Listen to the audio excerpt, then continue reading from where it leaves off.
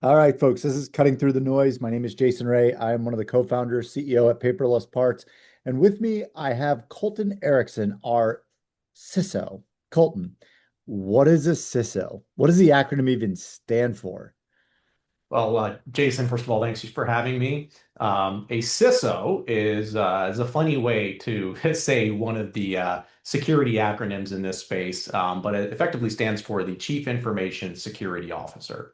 And what that means in practice is it's my responsibility to design a security and compliance program here at Paperless Parts that not only secures our corporate data, but secures our environment and our customers' data so that we can serve this platform to the defense industrial base. So you end up talking to prospective and existing customers pretty much all the time, right? You're fielding their questions, you're understanding how they're looking at security postures and how we fit into their security programs, right? That's the context.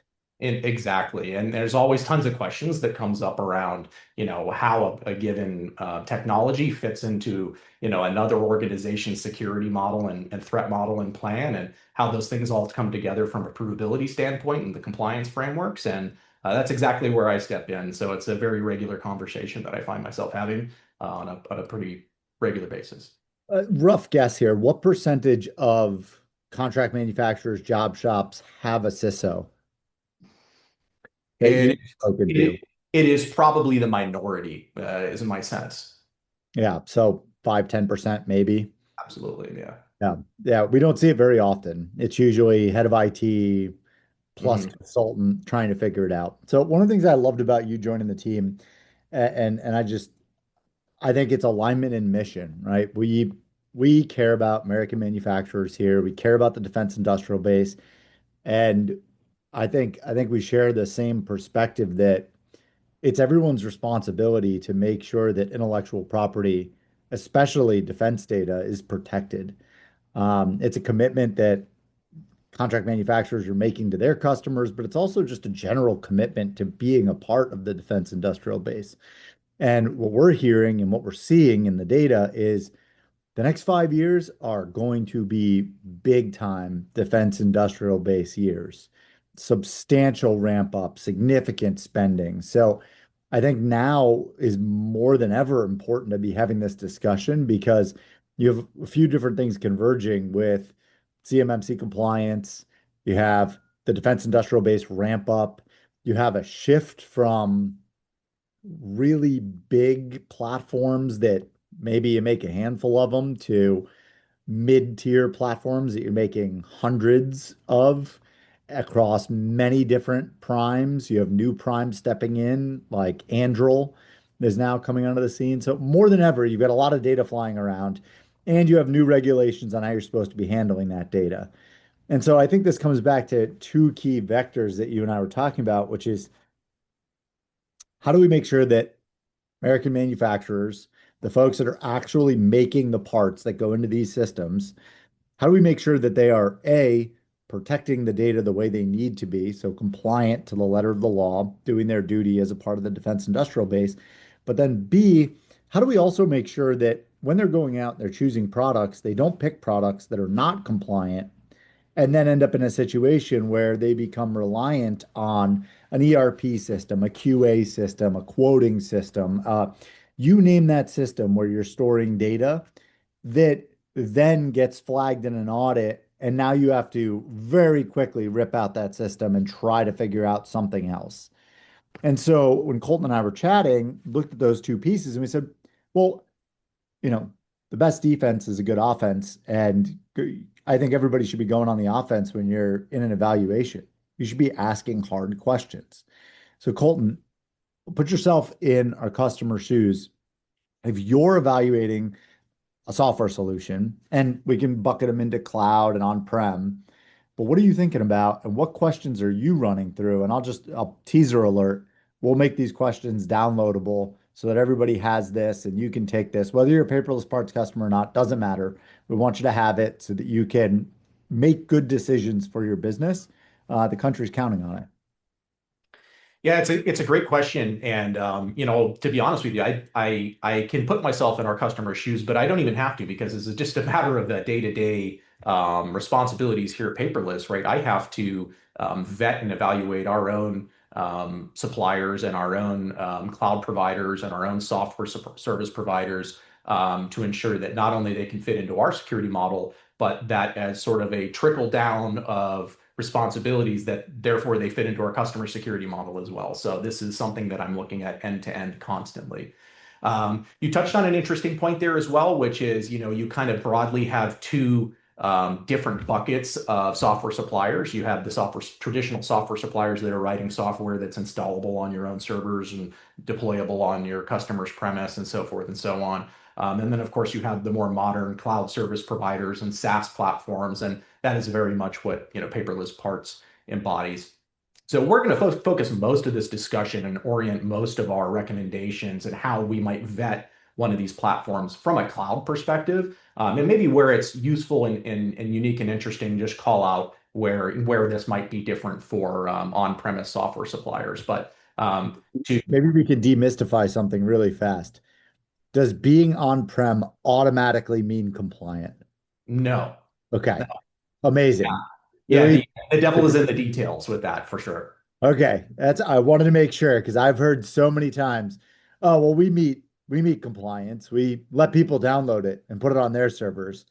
And I'm like, is that is that really is that all you have to do? Is it that simple? I don't think so. So let's get into some of the nuance around some of this, right? And like, where would I start with one of these suppliers and kind of go down the rabbit hole as you go through this mental model? First, I think it's important just to determine like what security baseline are you even trying to validate with a given supplier? And we just touched on an important one, which is if they are a cloud provider versus an on-premise provider, that baseline differentiates quite a significant bit. So let's focus on the cloud piece first. For cloud service providers, what you're looking for is FedRAMP moderate authorization or equivalency. And this is one of the nuances as it relates to trying to meet your CMMC requirements, which is not all of the requirements are explicitly defined in the CMMC controls themselves.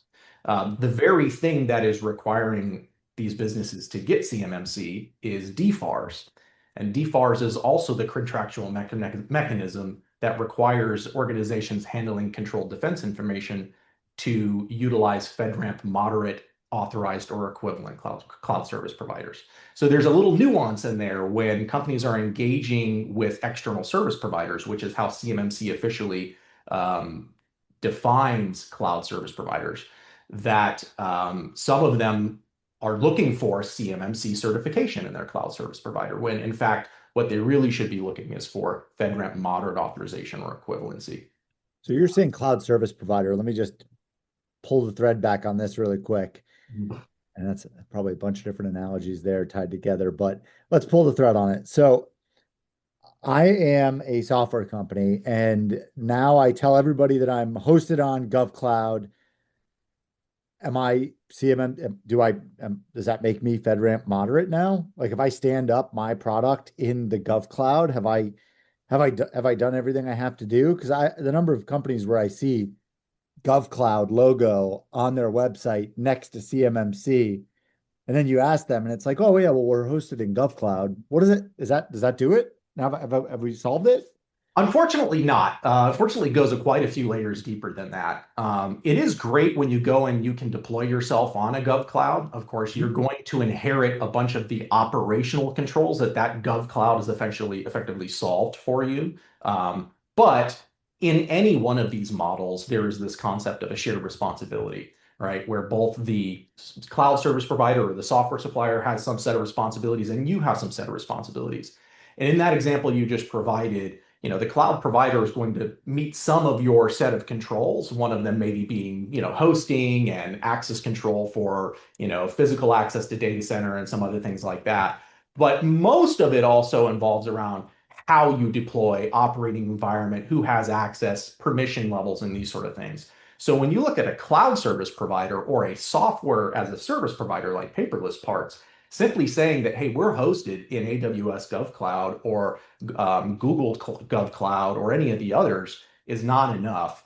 They don't get the full reciprocity of that cloud provider's own FedRAMP authorization. They inherit some controls, but then that would feed into their own system security plan, which would then need to be audited by a qualified third party. And they themselves would need to be issued either the authorization or an equivalency of some sort. And I think that's where people miss the bus on this. I could have a team, and we don't. We have US based developers, but I could have a team of developers in Eastern Europe, and that team of developers can access GovCloud. And just because my software is hosted on GovCloud, if I have those developers who can log in and can see the data, story's over, right? Yeah, but you're potentially creating an export controlled situation there, particularly if you're dealing with export controlled CUI data. Absolutely. So that's one of the perfect nuances of where like how you implement against the provider is as important as the underlying foundations that you're deployed on top of. So you're going to go in, you're going to figure out this baseline. What's next? Well, depending upon the cloud provider's response to you, that either, hey, we've got a FedRAMP moderate authorization or we're equivalent, will determine like the pathway which you go down to validate that. Okay. The next step was what I would call validating the body of evidence. So essentially, all right, you claim you're FedRAMP moderate, you're meeting all of the baseline requirements, you've had a third party audit you. How can you prove that, right? How can you actually find something to demonstrate that? Not only that, but you'll need to get some of these aspects of the body of evidence to prove in your own CMMC audit to your auditors that you're using authorized cloud service providers. So if they are FedRAMP moderate authorized, authorized is a very specific thing that has to do when a software provider is selling software directly to federal agencies, in which case a federal agency can choose to provide an authorization to operate, or an ATO is what you'll often hear it referred to as. This allows that cloud provider or that software provider to be listed in the FedRAMP marketplace. So it makes it fairly easy to go to the FedRAMP marketplace, search for the provider. They should show right up with the level, the baseline level that they've met. That typically is sufficient to validate for FedRAMP authorized organizations. If the organization doesn't sell software directly into government and federal agencies, there is no pathway to get an authorization and therefore really no way to get permanently listed in the FedRAMP marketplace either. And Paperless's parts is not unique to this situation. There's lots and lots of software providers out there that make software that feeds into defense industrial base and government adjacent customers, but they don't sell directly to government themselves. And the DoD created a pathway for this, and they called it FedRAMP moderate equivalency. They provided some clarity on what equivalency actually means in a typical DoD fashion in a memo, right, that randomly comes out, and it came out in January of 2024. But essentially what that equivalency memo said was that for cloud providers that aren't getting an authorization, that is, they don't have a government agency sponsor, not only do you have to meet all of the 300 plus FedRAMP moderate controls, be audited by a qualified third party auditor that is qualified to audit both authorized deployments as well, but that you can't carry over any open items in your plan of action and milestones. And essentially what that means is you have to come through the audit with a perfect score, which is extraordinarily difficult, and it requires a tremendous investment on behalf of the organization running an environment like that. And that's the situation that Paperless Parts is in. So not only are we not pursuing the 100 some odd controls in the CMMC framework, we are forced to pursue the 300 plus controls in FedRAMP moderate framework. But further than even a standard authorized organization, we have to take it a step further and ensure that every time we get to audit, every single aspect of every control implementation, audit gathering, continuous monitoring, et cetera, is absolutely bulletproof. And we've done that now for multiple years in a row, and we're on our, I believe, our third year of equivalency now. And we're going to continue championing down that path. But that's something that's important to parse into as you're talking to your cloud provider, particularly if they're not authorized and they are equivalent, is to nail down the aspects of, okay, I want to see that you have the appropriate bodies of evidence that show me that you actually passed an audit from a third party. And those would be, and we can talk a little bit about what some of these documents are, but there's three main documents you would really want to see in this case. One is it's called an SSP, or a system security plan. It's the long document that essentially says, here's our entire strategy and model for how we're going to secure the platform. There's a something called an SAR, which is a security assessment report. This would be a document created by the third-party auditor themselves. And it is effectively that we've done the audit, here were our findings, and it should either be a satisfactory audit or they came away with open issues in their plan of action and milestones. And then finally, you should also be seeing something called a CRM or a customer responsibility matrix. And this goes back to the shared responsibility model that I mentioned before. And this is a really important document because at the end of the day, not only does your cloud service provider need to meet the appropriate authorization baseline, which is FedRAMP Moderate in this case, but you, as the user or the organization implementing that software, need to make sure that you implement all of the aspects defined as your responsibility in the customer responsibility matrix. So not only do you need to ensure that they have that vendor has that available, but that you have actually implemented those things and can demonstrate that in your own audit. I think, and I think it's so critical. We get the question all the time on our general terms and conditions, which is, what do you mean I'm responsible for who I share data with? Well, paperless parts is a secure file sharing system. If you choose to share with a non-US person who does not have the authorization to view that controlled unclassified information, you have just used our product to violate CMMC compliance. And so I think that's a really, really important piece. Same thing. You need to understand whether you're allowed to add users that are non-US persons or non-ITAR authorized to that product as end users. So if I have manufacturing facilities that are in several different countries, it is up to you to maintain that security of information with the product that you're using. So let me ask you a question, Colton. When you go to a company, let's say our services team comes to you and they're like, we want to use X product. And you're like, okay, fine. It's going to be inside of our boundary or it's going to be outside of our boundary. But let's say it's inside the boundary. If you ask them for these three pieces of information, and let's say it takes them weeks to produce that, does that make you nervous? How It would make fast, it, how yeah. fast would someone be able to just say, this is right here, we have it all? I mean, let's put it this way. An organization wouldn't be able to pass their own FedRAMP moderate audit without these elements already fully complete. So if they're delaying on showing you them, my concern would be either they're not as far along in their audit as they claim to be, um, or that there's other things that they're hiding or not fully prepared to speak to yet, or maybe their system is in flux and they don't fully understand, where the line in their responsibilities versus their customers goes. But it all raises red flags to me. And every one of these should have something ready to go pretty immediately, or be able to speak to it with a high degree of confidence. Now, I will call out that many of these things, the SSP, the SAR, and to some degree the CRM, are sensitive documents. These themselves do get classified as CUI. So you may find that organizations will want to bring you into a secure portal, ensure that you have US-based persons accessing this information, or maybe do a screen share with you. That may be how we approach it as well, depending upon what specifically we're looking at. But at the end of the day, these are something that for us, particularly for an equivalent organization, they should be prepared to show you.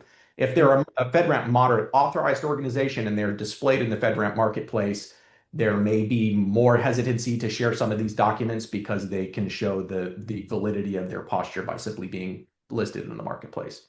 But Um, so if someone just fires this over an email to you, that's a kind of a red flag, right? It's like, Absolutely. Yeah. I mean, unless you've already established some understanding that the mechanism in which they're sending it to you is CUI safe effectively. Yeah, absolutely. I think it would brings into question the credibility of the organization and their own approach and their own, like, how seriously they take protecting CUI data, even their own. so speaking of credibility, you talked about third-party auditors. How do I know if someone could go get any third-party audit, right? So what's your mechanism for validating like to really understand, is this third-party auditor up to snuff? Is there a list? Is there Is there like a Google search that you would do? Would you ask ChatGPT? How would you approach this? Like, It's a really great question. There is actually an organization that the DoD uses, or the GSA uses, to validate the the qualifications of each of these audit organizations. And that is listed, it's publicly available. It's called the Cyber AB website. So if you just Google Cyber AB, the result will be this website. It is not a .gov website. I know that looks a little odd, but trust me, it is an actual government run website. And that would be the place to look them up. So you should see, any accredited third-party audit organization, or sometimes they're referred to as three POWs in this world. Any one of those organizations should be listed here. If they're not, again, raises a major red flag. So one of your organizations or your software suppliers provides you a attestation letter, and from a firm, an audit firm that is not listed on the Cyber AB, I would bring that into question and ask why. that's awesome. And we'll include that link in this document just so when folks download it, they have a good place to go. All right, so now we've gone through that. What's next? What are you thinking about? Well, there's some other big rocks that if your suppliers just can't meet the requirement, it's kind of a no-go. It just puts the brakes on everything. One of those is encryption. As anybody who's pursuing CMMC right now, probably dealing with one of the most painful aspects of the requirement list, which is to mandate that everything is FIPS 140-2 validated. And we're going into FIPS 140-3 in later this year, in September of this year, I believe, when FIPS 140-2 actually gets sunsetted, and FIPS 140-3 will be the new mandate. So what you really should be asking here is everywhere where CUI is being transmitted, stored, processed, or anything like that, and encryption is used, are FIPS 140-2 and soon to be FIPS 140-3 validated components being used. And that should just be a broad and confident yes across the board. Again, that is something that should be validated and sampled during an organization's audit, but they should also be able to speak pretty confidently to how they've implemented it, right? Like where they're getting these modules from, where they're inheriting that validation from, et cetera. So let's run a scenario here. I have a young, um, doesn't have to be young, but this person happens to be young, very enthusiastic, gonna go write their own software for my shop, right? On the weekends, I'm vibe coding Warrior, I'm using Replit or Lovable or Base 22 or one of these products, and I'm gonna go basically make our own version of X ERP system. Mhm. And now I come in tomorrow and you're the shop owner and I say, Colton, look at this thing I made. You can drop all these prints in it and the AI will tell you, you know, how many numbers are on the prints, whatever it is, right? And I wrote this program and I made folders and I've got dashboards and I've got all this stuff and like, let's start using this. Walk me through it. What are you thinking about? Yeah, well, I mean, just coming right off the tail of what we just mentioned about encryption, I mean, one of the first things that you would probably be asking, like for an on-prem software, would be, let me see a software bill of materials and let's examine that to make sure that A, any cryptographic modules meet the appropriate requirements, but also B, and this applies to any software in general, that it's not chock full of vulnerabilities, whether it be open source vulnerabilities, known vulnerabilities, or vulnerabilities in their first party code. That's kind of the key concerns with just bringing in some software that's just sort of, either been pieced together from open source components or written entirely in-house, or even a cloud software provider internally. And here at Paperless Parts, we take a lot of effort to ensure that we've got appropriate engineering rigor in place so that not only are we designing things securely, but that we have multiple checks along our software development lifecycle, our deployment lifecycle, and just operating our systems where it's constantly looking for vulnerabilities and we're addressing those in a timely manner. So your homegrown software comes with a bunch of benefits and flexibility, but it also comes with all of the overhead that software companies have built their entire business model around trying to find efficiencies in. And so, yeah, it's a risk that you certainly run when trying to go and like vibe code your own ERP replacement, you're likely to run into a ton of pitfalls, have a lot of difficulty being able to demonstrate to an auditor that it's been built effectively, it's been built securely, that you have a regular process in place to review the code for vulnerabilities, that you're addressing it. Homegrown software tends to get left by the wayside once it meets a certain, echelon of productivity in the business. So, yeah, big concern. That's one of the big advantages, of course, of adopting cloud software. You get this sort of rolling evolution of constant updates all of the time. You don't have to go take your systems down to do it, right? We've got an entire team here 24/7 looking at opportunities for us to address risks, find threats, patch and update systems. And you get all of that as a benefit of just adopting cloud software. So I think I hear what I'm saying. What you're saying is that would raise a bunch of red flags for you. So vibe coded, anything, just nervous. And the set it and forget it software development mindset is not there. Like Yeah. that doesn't work in this environment. Maybe in other environments where it doesn't really matter and you don't have to maintain it. I mean, we have a platform engineering team here that spends an enormous amount of time on all the things you just talked about. So I raise that question because I often hear from shop owners, my team is starting to use ChatGPT more. My team is starting to look at how we can build our own workflows. And I think it's all amazing to tools to help you figure out what you want.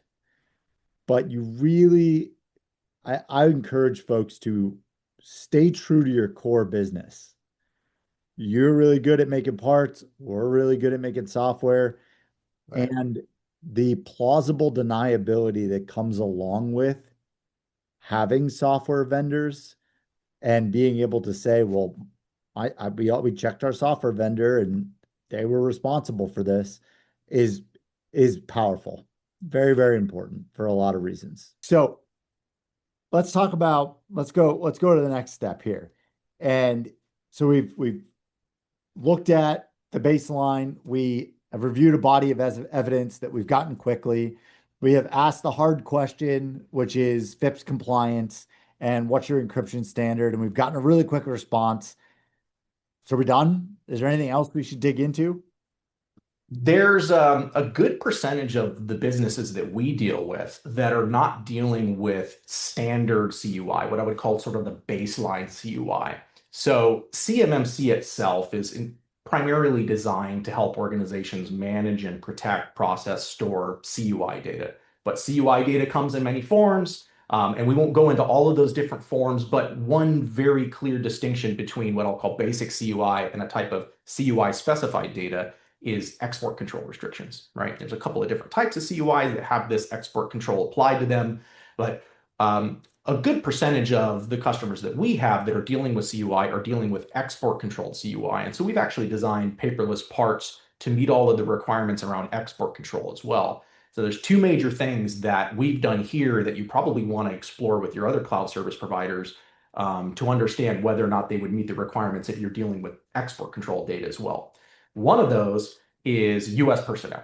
So anybody who has administrative access, operational access to the actual cloud environment where the CUI data is being held needs to be a US person on US soil with US citizenship. And there's some details and nuance about that, but the baseline is like if the organization can't confidently say that, yes, we restrict our authorization boundary to US personnel only, that right there could fundamentally block your ability to adopt that software for use with export control data. So that's a super important nuance that's not called out in CMMC. It is a nuance of protecting export control data. Um, So let's dig into that for 1 second. I'm sorry to cut you off. So let's say we got a company and that company operates out of the UK and they are selling into the US market and they say we meet CMMC compliance. So all their engineers are in the UK. How do you dig into that? What would you expect it, them, how would you expect them to address that? if this were a cloud service provider, my question would immediately become, how are you supporting and operating the environment itself? And where is that located? So we're talking about personnel here. But what I didn't mention was the second piece is like the expectation is that the data and all of the processing, the system itself, is also US sovereign. So in the example that you provided, my question would essentially become, okay, well, if all of your engineering and all of your staff are US personnel, who is maintaining and accessing and doing administrative break fix type work in the production environment? Or are they sufficiently abstracted from that somehow where they have no access into that environment? And if they could demonstrate that, you know, I would probably be rather surprised because I don't think I've ever seen a cloud environment that fully restricts human access to it. That it's just impractical. But this would be something that you would absolutely want to dig into. Now, it doesn't mean the organization can't have staff around the world. They absolutely can, but they need to be able to ensure that only their US-based staff on US soil are accessing the authorization boundary systems. And that would all be outlined in their SSP, right? It absolutely has to be called out in the SSP. There's something called a boundary diagram that would also be depicted in the SSP that should show all of this. And the connections between each of these things also being FIPS encrypted and all that should show where the connections from their own backend support staff are coming from. And we could even extend this conversation a little bit to include support personnel. Support personnel may not inherently be involved in accessing customer data just through the natural usage of the product. But at some point when support is engaged, right, like again, that question comes up. Now, could an organization have support personnel that weren't US based that could technically still help you? Maybe. But at that point, the question becomes, well, how do you keep your support personnel from accessing RCUI protected data or export controlled data? Can you provide meaningful support without doing that? Like in practice, how does that actually work out? So the approach we've taken here at Paperless is like, let's just build for the most secure and the most restricted use case, which is this export controlled use case. Let's ensure that our entire environment is built completely in the United States and that all of our staff, both operational backend engineers as well as support staff, are all 100% US based. Yeah, and that's something I always wonder about too, because I see how many we get a lot of support tickets, and it's not just a lot of times it's not like, hey, like your product is broken. The vast majority of it is, hey, can you just show me how to do this? And the show me how to do this often entails, well, let me log in and look at your environment and I'll walk you through how to execute this. And that becomes really, really difficult when you have to exit to a sandbox, and especially if there's any configuration at all that takes place inside of your product, it just makes training that much more difficult. And you don't really want to have to be thinking about that as the buyer either, right? Like you want to have an organization that you go to where they've already got this built into their processes and you don't have to take some explicit action to be like, oh, okay, but this is CUI data, so make sure you only, send me to one of your US-based personnel. That can get into a really tricky situation where, the onus is being shipped to you as the customer to manage that support interaction. Yeah, it's But funny. I was on a call earlier today, and we've made it so that because we don't want people to make mistakes. What our whole goal as a company is to avoid unforced errors. Like let's just no mistakes. So when you log into a Zoom meeting, the first thing you see is a warning that pops up that says, "Do not share CUI on this Zoom meeting." Like we do not want you to make the mistake. It says at the bottom of all of our emails as well. And the gentleman I was talking to this morning, he's like, "Oh my God, I was so nervous. Like I felt like I don't know if my organization was warning me not to do something." And I said to him, "No, no, no, that's our security telling you don't make a mistake here. This is so something as simple as sharing CUI on an unsecure video call. How is that exposing data? I don't think people like I'm talking to you, right? It's kind of like the wires aren't just connected here. So yeah, it creates an unpermitted export sort of scenario, right? Where you start sharing controlled export controlled data with a cloud provider who's never been authorized to process or transmit that data. And as you mentioned, as you just described, it is so incredibly easy to do.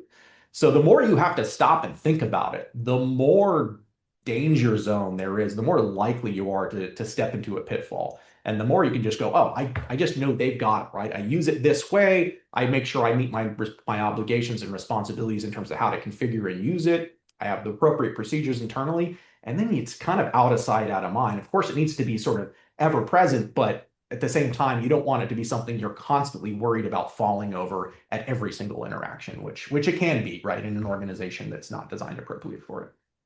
And so the world is getting more and more expensive as data centers get built, and people are trying to figure out how do I do this as cheaply as possible? Because if I'm a cloud service provider, I'm storing a ton of data in the cloud. So how do we look at that? What's next?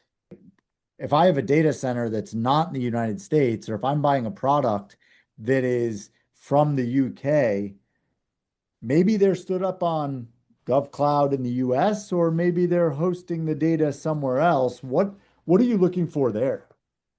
Yeah, and this goes back to particularly being important where export control data is involved. Understanding where the hosting provider actually exists is absolutely critical. So you will find that there are some FedRAMP moderate authorized SaaS providers that are actually not US hosted, believe it or not. They can be hosted internationally in an international gov cloud that doesn't actually need to be US based. So it's a distinction that if you have a use case where you're handling export control data, it's really on you as the buyer to vet your suppliers that your data is staying in the US. And it's not always super clear unless you ask. And again, maybe it will be depicted in the SSP or maybe it won't. But it's something that unless it's very clearly and upfront defined by the service provider, you should really find out. So if your data was hosted outside of the US and you had export control data, well, first of all, you're already probably looking for a way to get the data back in the US and get it in an enclave that is in an authorized place.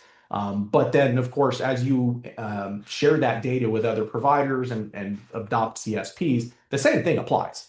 And the same thing applies to the CSP's sub processors that are connected into them as well. So like we here at Paperless, we are deployed on top of AWS GovCloud.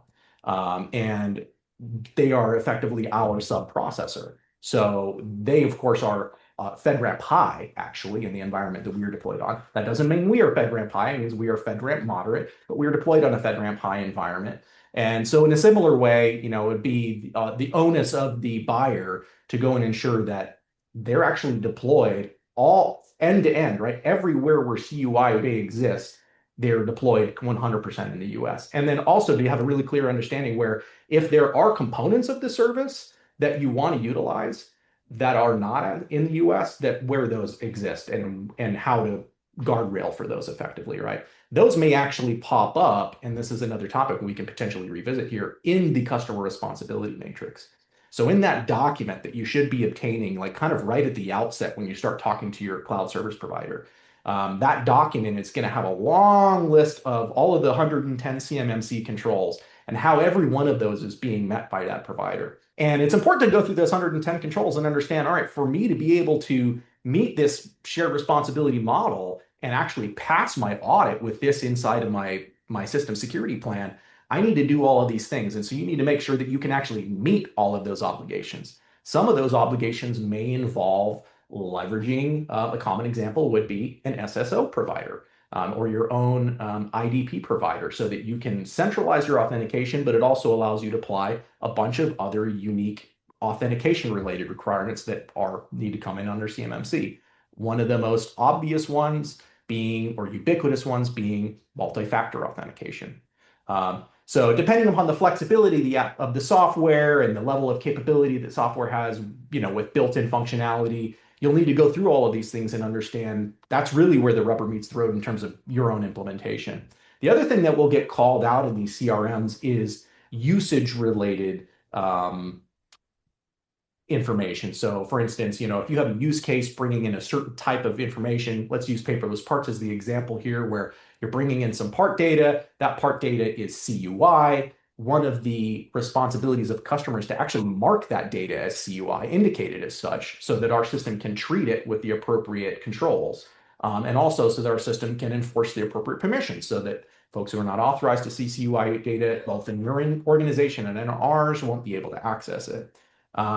But if you go into that CRM and you find that you're not able to meet some of the responsibilities that are expected of you, that may be a stopping point for you in the procurement of that software until you can figure out how to close that gap. But you don't want to find yourself deep into implementation only to find that, oh, this fundamental thing that, we can't do, or a requirement that won't work with our business is an expectation of this software. And it kind of all, kind of breaks down right there. So let's try to make it real for folks for a second. So you just went through, we've validated US persons only, we've data sovereignty in the US, we've looked at that, we've reviewed the shared responsibility matrix. And now you mentioned this idea of access control and MFA. Well, you may need to, if you are a manufacturer, go out and buy an identity provider, an IDP, right? That is a potential increased cost to you to be compliant in the use of the product. Is that correct? Is that? It often is. I mean, this ultimately comes down to how you end up designing your own CMMC environment, right? And I hate, there's always 100 ways to skin the cat, so to speak. Yep. So I hate to overspeak in generalities here, but it is often easiest to meet the CMMC authentication requirements with an IDP so that all of the various systems in which might require a login, right? Be it your workstations, your servers, your cloud service providers, your software interfaces, every one of those has a set of authentication requirements it has to meet. So the logical approach to that is often to go and utilize an IDP or an SSO, which if you don't already have one inside your CMMC enclave, you will have to procure one. That is often the distinction that we see our customers going through is, yeah, they have an IDP and an SSO, but they're building their CMMC enclave for the very first time. And understandably, they're trying to minimize costs there. They're trying to minimize license costs, software costs, and other things. So they're trying to think about, do we need a whole other SSO? Do we move our main corporate SSO all the way into the enclave? How do we do that? Can we integrate it without it being in the enclave?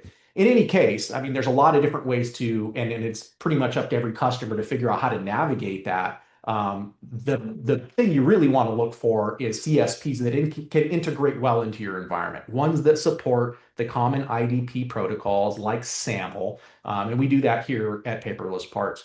But we actually take it a step further, right? There's some nuances sometimes about the users that access your system. So here at Paperless Parts, we have a concept both of like the local user, the business user themselves that's accessing it, who may be in scope to log in through your IDP if you had configured it as such. But also we support functionality in the software where you can share certain aspects of quotes or parts or other things with external share recipients. And there's an interface there that would allow an external share recipient to log in. It's important that your cloud providers thought about every one of those avenues and ensured that they have the MFA requirements on every single interface where you can interact with the system, even ones that might not force them through an SSO pathway.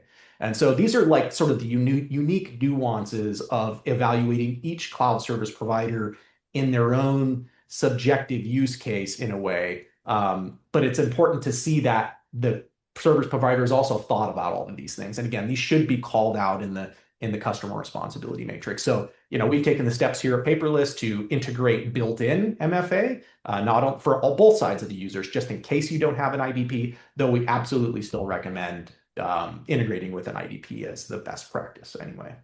It also just makes organizational control a lot easier. If someone leaves, you can turn off access to products without having to go into each and every individual product and remove them as a user or risk that they're going to um, maybe be disappointed on their way out the door and have very, bad intentions of accessing your products that you don't want them to have. So Employee onboarding and offboarding is a very common area for auditors to nitpick on because they know how, in practice, how easy it is for things to fall through the cracks, for you to forget that one extra system that you forgot that you gave Bob access to, or the reverse. I accidentally gave Bob access to the one system that he shouldn't have had access to yet for whatever reason, either because he didn't have a need to know or he hadn't completed the training yet, or whatever the case might be. So, yeah, absolutely an area that you want to nail: permissions, authentications, access control, ensuring that you have the right people in your organization and outside accessing the data that you're trying to control. good stuff. So what's next? What would we look at next? Well, a couple of the what I'll say not so exciting things left, just in terms of making sure that your organizations can meet all of the appropriate regulations, both defined by DFARS as well as CMMC. One of those is incident reporting, and that mostly just means that in the DFARS obligations, there is an expectation that any cloud service provider that you're using that's handling controlled defense information, if they have a breach or a major cybersecurity incident where controlled unclassified information is exposed, that they themselves are able to report to the DoD that a cyber incident has occurred. Another one that really comes down again to one of the responsibilities that you as the buyer will have to show your CMMC auditor, and in practice through use of the application will just have to integrate into your own procedural uses, is around monitoring and auditing of the environment and the CUI data itself. And so our approach to this in Paperless has been to build out a CUI focused audit log, where once you mark a component or a bit of data as CUI, we then implement a very heavy tracking system on that that would track all access, all modifications, that from that point going forward. And you can download that out of our application in common form like CSV, and use that for auditing and consumption into your SIEM systems and whatnot. What's But what's without auditing and logging in place, it will open the question of, oh, okay, how do we know that the system is working as expected and the permissions that were configured are actually implemented and are effective in through the use of the software on a day-to-day basis? And this seems like an important thing on both ends of the spectrum. Like I can imagine this is important from the perspective of passing your audits and making sure that you meet NIST 800 171. But it's also important, I think, and correct me if I'm wrong here, but if we're running a contract manufacturer and Lockheed Martin calls us and says, this file that we've only shared with you has somehow been compromised, who in your organization has touched this? They're going to expect you to be able to answer that, right? You're absolutely right. And having been put almost exactly in that situation and dozens of times throughout my career, the number of times where I've not had an audit log to lean on as a defensible mechanism to kind of give us the either the clear path of like our organization was not involved in leaking that data, or they were, and here's how it happened, and here's what we can do to correct that. It's always a much more defensible position to be in, to be able to lean into that audit log, say, yeah, I've got all that information right here. And look, even if somebody in your organization did have a lapse in judgment or a mistake was made, as an organization, you've taken all of the precautions and you have the appropriate auditing and logging in place. So you're not in a negligent position, right? Like you've actually taken all of the mechanisms and the steps that you would be expected to, which is really, really good. So absolutely, it's not only a way to meet compliance, but it is a way to actually, in real practice, understand when an exposure has happened, how it happened, what you can do about it, or if it actually happened, in your organization at all. So let's make it real for folks. We just went through 10 questions. We just talked about this scenario of potential negligence. What's the cost of being negligent? Like I still hear from, and I think we can end on this note because I think this is an important benchmark and level setting for folks that sit there and say, well, is it really like, do I really have to do this? Do I have to do it now? Can I wait until someone asks me to do it? What's the what's the pain? Well, you run a couple of different risks if you as a business decide not to go down the official CMMC path, right? Which I think is probably becoming ever present for many businesses right now, which is essentially your inability to win work going forward. CMMC is becoming a contractual obligation, passed down from the government to primes and all the way down to through the tiers. And at the end of the day, if your contract says that you have to meet CMMC and you cannot prove that, you're going to be in a position either where, at best, you're maybe engaging in false claims, or at worst, you absolutely are, and you're, potentially the DoD is going to come after you for it. There's definitely, cases where we're seeing that happen already, where CMMC is being cited, and it's causing very real world pain for folks. Yeah, and I'm going to connect the dots here. We saw this on December 5th. where a machine shop was cited for false claims and they settled at just over $400,000 of fines. I just want to make it real. This is not oh, you're going to get a slap on the wrist and a speeding ticket. This is a dramatic impact to cash flow and reputation. It becomes very public. If you Google this, you will find the name of that shop. You will see it. It is very real. Do not put yourselves in that position. It's not worth it. Yeah, you got to pay the upfront expense and you're going to spend more money on software that meets CMMC compliance. If you're not spending more money, that's a red flag for me right out of the gate. It's like, oh, wait a second. Like you charge the same amount, whether it's CUI or not CUI, that doesn't make any sense because it's dramatically harder to deliver a product that meets the FedRAMP moderate standard. And so, Colton, I appreciate you taking the time, and we're gonna produce. Yeah, we're gonna have some content that goes along with this that folks can download, take it, and I just want to say I hope this proves valuable for folks that are listening to it. Our goal is to arm you with the hard questions so that you can make sure you're not putting your company at risk, your customer data at risk, not putting the country at risk.